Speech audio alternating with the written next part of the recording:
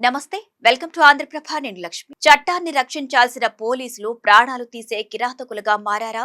ప్రస్తుతం దేశ వ్యాప్తంగా ప్రతి ఒక్కరిలోనూ ఇదే ప్రశ్న. బీహార్లోని బీజాపూర్ జిల్లాలో జరిగిన ఎన్కౌంటర్ ఉదంతం సామాన్యుడి భద్రతను సవాల్ చేస్తోంది. ఎలాంటి క్రిమినల్ రికార్డు లేని సామాజిక కార్యకర్త పోలీసుల తూటాలకు బలయ్యాడు. మరి ఆరోపణలు వస్తున్నట్లుగా ఇది ఫేక్ ఎన్కౌంటరేనా? లొంగిపోతానని మొరపెట్టుకున్నా వినకుండా పక్కా వ్యూహంతో హతమార్చారా? పోలీసులు చెబుతున్న ఆత్మ రక్షణ కథలో నిజమెంత? అసలు ఈ ఎన్కౌంటర్ కు కారణాలేంటి? ఈ స్టోరీలో చూద్దాం.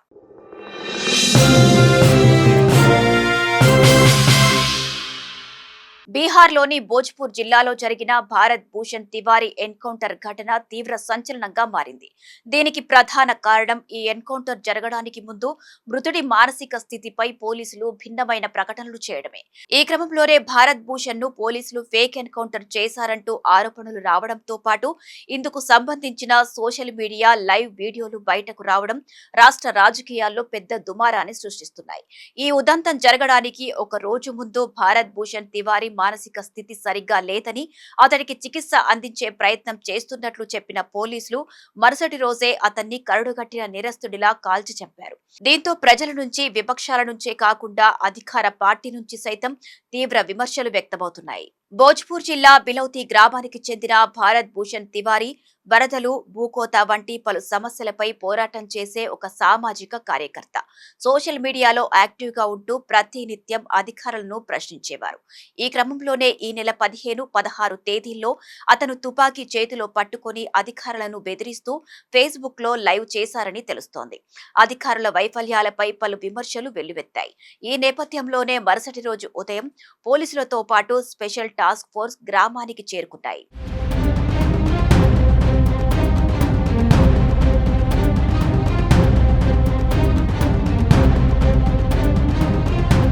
దీంతో భరత్ భూషణ్ తివారీ మళ్లీ చేతిలో తుపాకీతో ఒక ఖాళీ ప్లేస్ లోకి పరిగెత్తి ఫేస్బుక్ లైవ్ పెట్టారు. ప్రభుత్వం ఇచ్చిన హామీలను నెరవేర్చాలంటూ లైవ్ లోనే డిమాండ్ చేశారు. కానీ ఆ సమయంలోనే పోలీసులు ఒక్కసారిగా కాల్పులు జరిపారు.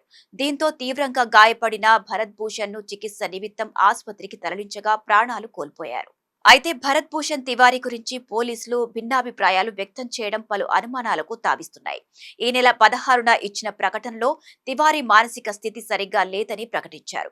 అతనికి చికిత్స అందించే ప్రయత్నాలు చేస్తున్నామని చెప్పారు. ఈ క్రమంలోనే అతని వద్ద నుంచి ఆయుధాన్ని సురక్షితంగా స్వాధీనం చేసుకునేందుకు పోలీసులు ప్రయత్నిస్తున్నారని పేర్కొన్నారు. కానీ మరుసటి రోజే అంటే 17న ఎన్కౌంటర్ చేశారు. భరత్ భూషణ్ తివారీ గాల్లోకి కాల్పులు జరుపుతూ లొంగిపోవాలని కోరినా వినకుండా అధికారులపై కూడా కాల్పులు జరిపాడని చెప్పారు.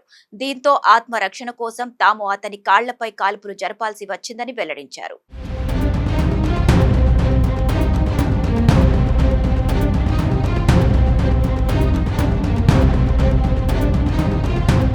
అయితే భరత్ భూషణ్ తివారీ చనిపోవడానికి కొన్ని నిమిషాల ముందు రికార్డైన ఒక ఫేస్బుక్ లైవ్ వీడియో మీడియాలో వైరల్ గా మారింది. ఆ వీడియోలో పోలీసులు తన డిమాండ్స్ వింటామని హామీ ఇవ్వడంతో భరత్ భూషణ్ తన చేతిలో ఉన్న తుపాకీతో పని లేదని చెప్పారు.